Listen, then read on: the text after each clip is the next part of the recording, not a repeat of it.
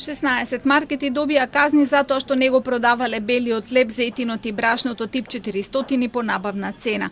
7 од нив се големи маркети во Скопје за кои казната е 7.000 евра за правното лице, а 350 евра за одговорното лице. Останатите казнети се помали трговци.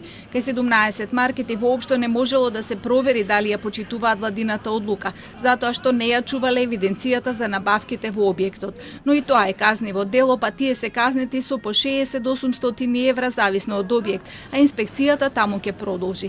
Инспекции ќе следат и кај производителите затоа што за нив нема ограничување на цените и токму на тоа се должи поскапувањето на одредени артикли деновиве. Инспекторите ќе утврдуваат дали тоа поскапување има реална основа, кога е извршена набавката на суровините и дали се зголемени производствените трошоци.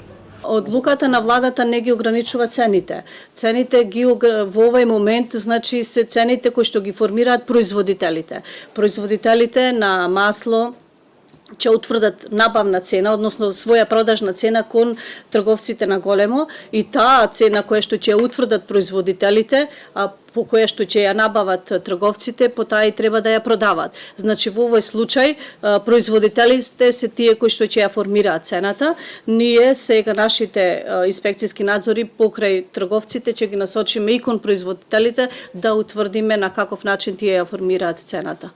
Кај трговците со нафта и нафтени деривати не е утврдено нечесно пазарно однесување, односно немало случај да не се продава гориво, а да го има на залиха на самата бензинска пумпа. По пријавите дека на дел од пумпите не се продава дизел, инспекторите утврдиле дека навистина го нема на залиха во тие објекти. Министерот за економија бара од инспекторите уште поголеми казни за нечесно пазарно однесување во услови на криза.